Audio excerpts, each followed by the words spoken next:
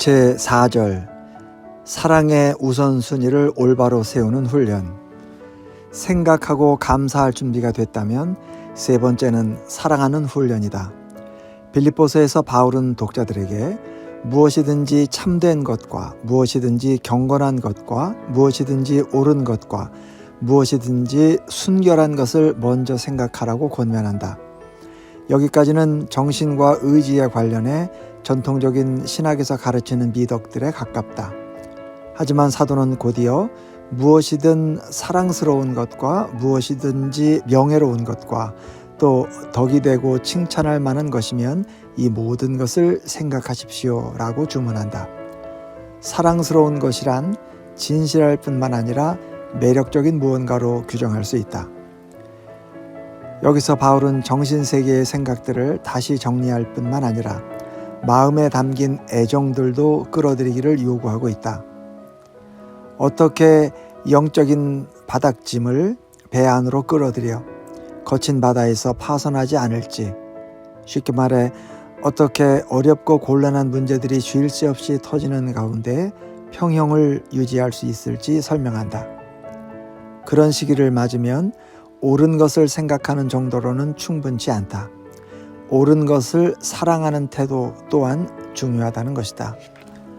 3세기에 활약했던 기독교 사상가 성 아우구스티누스는 그리스 철학의 핵심 이슈를 깊이 파고들었다. 사실 바울 역시 그 주제를 짚고 있다. 바로 어떻게 만족스러운 삶을 살 것인가 하는 문제다.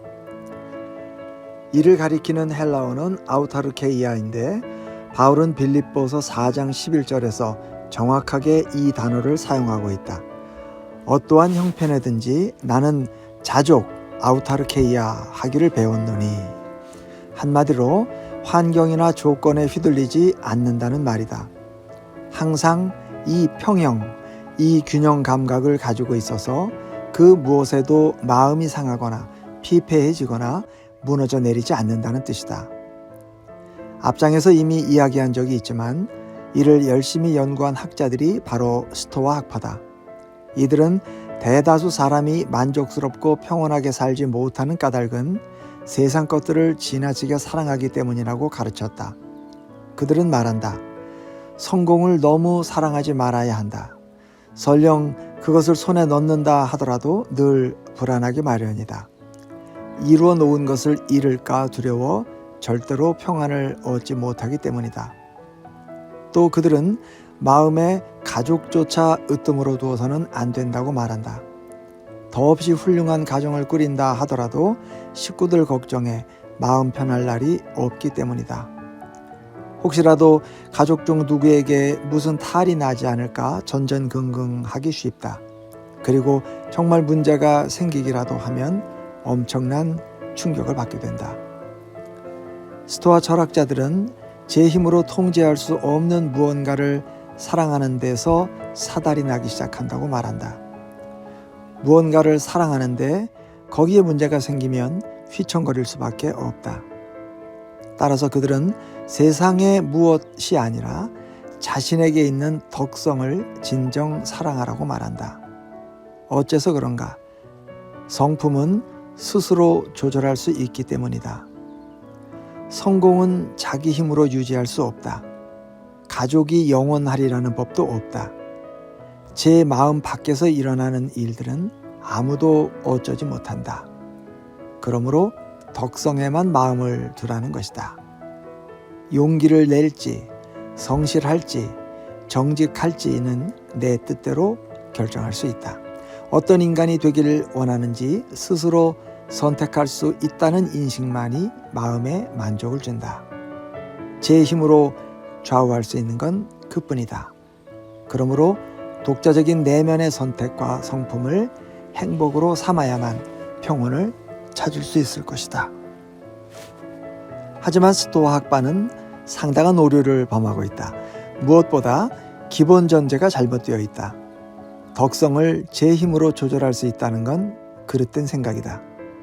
성공하는 삶에 마음을 두면 쓰디쓴 좌절을 맛볼 가능성이 크지만 늘 스스로 세운 원칙에 충실하게 사는 고상하고 절제된 인간이 되는 데 뜻을 두어도 불안정하고 불확실하기는 매한가지다. 그 역시 마음대로 통제할 수 없다. 우리는 연약해서 망가지기 쉬운 인간이다. 정신과 의지, 마음과 영혼, 육신이 복잡하게 어우러진 복합적인 존재다. 덕성 또한 다른 요소들만큼이나 실망을 안겨주기 일수다. 덕성을 마음에 두다가 실수하는 순간 아무것도 남지 않는다. 처절하게 무너져 내릴 뿐이다. 아우구스티누스는 스토아 철학에 도무지 동의할 수 없다며 거부했다. 그 대신에 변함없는 사랑만이 평강을 가져온다라고 주장했다. 변치 않는 건 바꿀 수도 없다. 덕성은 직업과 가족, 재물처럼 변할 수 있고 실제로 영원하지 못하다. 인간이 평안을 누리지 못하는 이유는 환경에 따라 사라지거나 변하는 대상을 사랑하기 때문이다. 하지만 단 하나 변치 않는 것이 있다. 바로 하나님의 거룩한 임재, 그분의 사랑이다. 실망을 안기지 않는 단 하나의 사랑이 있다면 변치 않는 사랑, 사라지지 않는 사랑, 인생의 생사고락의 토대를 두지 않은 사랑이다. 죽음조차도 빼앗아갈 수 없는 사랑이다. 성과가 형편없어도 끊어지지 않을 뿐만 아니라 갑작스러운 죽음처럼 이생의 환경이 참담할수록 더 깊어지는 사랑이다. 그토록 분명하고 견고해서 죽음마저도 흠집을 낼 수 없고 도리어 더 굳세게 하는 이 사랑의 근원은 무엇인가? 바로 하나님의 사랑과 임재다. 하나님의 아름다움이다. 하나님의 얼굴이다. 아우구스티누스가 고백록에서 이렇게 장담할 수 있는 근거가 여기에 있다. 하나님만이 아무도 헛들어뜨릴 수 없는 평강의 거처시다. 우리가 그분을 향한 사랑을 거두지 않는 한 하나님은 결코 우리를 향한 사랑을 멈추지 않으신다. 이쯤 되면 자연스럽게 질문 하나가 떠오르게 마련이다. 잠깐만요. 하나님을 사랑해야 한다는 말씀이죠? 하지만 난 사랑하는 게 많아요. 물질적인 편안함도 사랑하고 사람들도 사랑하고 로맨스도 사랑하죠. 그런데 이런 것들은 다 버리고 하나님만 사랑하라고요? 천만의 말씀이다. 그런 것들을 사랑하지 말라는 말이 아니라 사랑의 순서를 바로 잡아야 한다는 뜻이다. 문제는 일이나 가족을 너무 많이 사랑하는 게 아니라 하나님을 향한 사랑이 상대적으로 너무 적다는 데 있다. C.S. 루이스는 아우구스티누스와 같은 맥락에서 이렇게 말한다. 어떤 사람을 단순히 너무 많이 사랑하는 건 아마 불가능할 것이다. 단지 하나님께 드리는 사랑에 비해 더 많이 사랑할 수는 있다.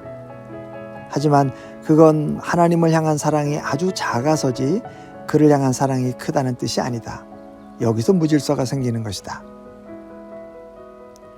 고요와 평온 그리고 평안을 얻는 마지막 방법이 있다. 하나님을 최고로 사랑하는 것이다.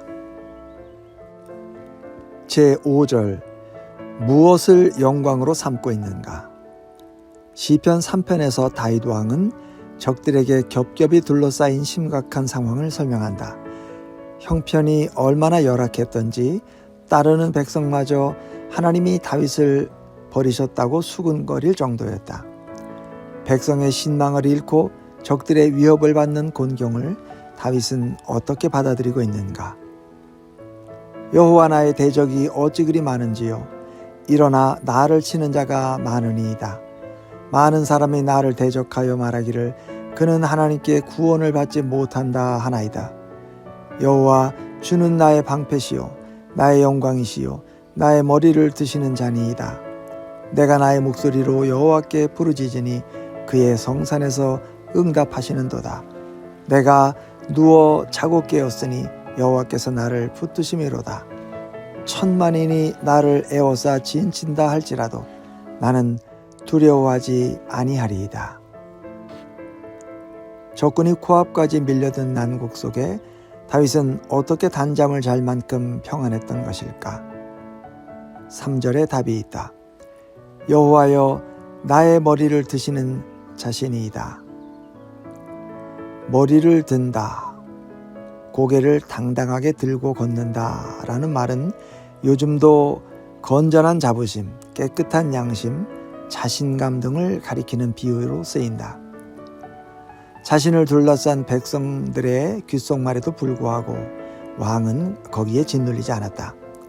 하나님이 머리를 들게 하신다고 다윗은 노래한다. 하지만 어떻게 말인가?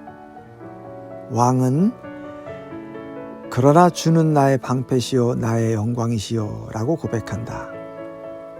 데렉 키드너는 이렇게 적었다. 나의 영광은 깊이 생각해 볼 만한 표현이다. 이는 세상의 평판이 상대적으로 중요치 않음을 나타낸다. 다윗은 백성의 인정과 칭찬을 자존감의 원천으로 삼는 성향이 자신에게 있음을 깨달았다. 사람들의 칭송과 인기에 힘입어 머리를 곧게 들고 걸었다. 그런데 이제 그는 오직 하나님만이 영광을 받으실 분이라는 신학적인 진리를 단호하게 주장한다. 이는 고난에 대처하는 법을 배우는데 이루 말할 수 없을 만큼 중요한 사실이다. 무언가를 빼앗기면 고난은 한층 구체적이고 생생하게 다가온다. 하지만 시련이 움켜쥔 손을 잡아 흔드는 통에 단순히 좋은 수준 이상의 가치를 부여하던 무언가를 놓치고 그 때문에 내면적으로 터무니없이 큰 좌절을 맛보는 경우도 허다하다. 그것이 영적으로 그리고 정서적으로 너무나 중요하게 자리 잡아왔던 까닭이다. 우리는 그것을 영예와 영광, 다시 말해 고개를 빳빳이 들고 걸을 수 있게 하는 이유로 삼는다. 남들 앞에서는 예수님은 내 구세주이십니다.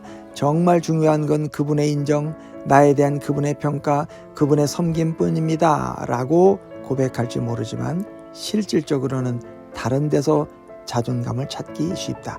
그런데 역경을 만나면 그 다른 것들이 흔들린다. 다윗의 경우에는 고통스러워할 만한 이유가 차고 넘쳤다. 아들과 백성의 사랑을 잃고 억울하게 욕을 먹는 건 참으로 뼈아픈 경험이다. 하지만 한편으로는 대중의 의견과 세상의 찬사가 지나치게 중요한 자리를 차지하도록 방치했다는 사실을 깨달았다. 다윗은 하나님을 자신의 유일한 영광으로 삼는 일에 다시금 헌신한다. 오직 기도하는 가운데 회개와 찬양을 통해서만 가능한 일이다. 왕은 정말 중요한 게 있다면 하나님의 임재 그리고 하나님과 더불어 나누는 우정뿐임을 다시 선언한다. 다윗은 이런 과정을 거치면서 차츰 소망과 용기를 되찾았다. 3절은 회개를 기반으로 한 일종의 찬양이다. 다윗은 하나님께 말씀드리고 있다. 그러나 주님은 나를 에워싸는 방패이십니다. 오직 주님만 그러실 수 있습니다. 주님은 나의 영광, 나의 머리를 들게 하시는 분이시니 주님 말고는 다른 그 무엇도 의미가 없습니다. 그동안 쌓은 업적도 정치적인 권력도 심지어 내 아들의 사랑이나 백성의 찬사도 아니고 내게는 오직 주님 한 분뿐입니다. 이것은 찬양이다. 하지만 회개의 토대를 둔 찬양이다. 아울러 찬양을 바탕으로 한 회개이기도 하다. 어떻게 하나님이 실제로 우리의 영광이 되시는가? 자유롭게 하는 은혜의 복음을 다시 발견함으로써 이것이 유일무이한 정답이다. 하나님은 너를 구원하지 않으실 거야. 너한테는 그만한 가치가 없거든. 이라고 정죄하는 마음의 소리를 듣고 있다면 하나님의 구원은 가치 있는 자가 아니라 겸손한 사람을 위한 선물이라고 말해 주어야 한다. 8절은 소리 높여 말한다. 구원은 여호와께 있사오니 주의 복을 주의 백성에게 내리소서. 저 유명한 요나의 선포와도 정확히 들어맞는다. 구원은 여호와께 속하였나이다 라고 요나는 노래했다. 우리는 자신을 구원할 수 없다. 구원은 아무런 공로 없이 얻은 선물이다. 은혜로 구원받았다는 사실을 다윗은 직관적으로 파악했지만 오늘날의 크리스천들은 스스로 생각하는 것보다 훨씬 큰 보장을 받고 있다. 십자가를 염두에 두고 3절을 읽어보면 그 보증이 눈에 들어온다. 그리스도 안에서 하나님은 말 그대로 우리의 방패가 되신다. 방패는 사방에서 날아오는 공격을 막아 우리를 보호한다. 타격을 온몸으로 대신 받아내 우리를 지키신다. 예수님은 우리 자리에 서셔서 마땅히 우리에게 돌아와야 할 형벌을 대신해서 받으셨다. 하나님이 절대로 버리지 않으신다는 사실을 우리는 안다. 그분이 우리 죄 때문에 친아들을 버리신 까닭이다. 죄로 얼룩진 전과 기록에도 불구하고 우리는 그리스도 안에서 거룩하고 흠없고 책망할 것이 없는 자가 되었음을 안다. 그리스도가 하늘아버지 앞에서 진실로 우리의 영광이며 영예임을 안다. 이런 믿음을 가졌다면 정죄를 받아도 결코 실족할 일이 없다. 그런데 여기 고난을 당하는 동안 반드시 해야 하는 일이 있다. 혹시 지나치게 마음을 두거나 소망을 거는 무언가가 있어서 필요 이상으로 시련이 더 깊어지는 것은 아닌지 스스로 삶을 돌아보아야 한다. 영광의 대상을 재배치하고 사랑의 우선순위를 다시 세워야 한다. 역경은 우리의 삶에 없어서는 안 된다고 생각하는, 그러나 하나님께 의지하면 없어도 충분한 무언가를 반드시 드러내 보여준다. 이것은 우리에게 자유를 선사한다. 하나님을 철저하게 사랑하면 곤경을 만나지 않으리라는 이야기가 아니다. 그건 전혀 사실이 아니다.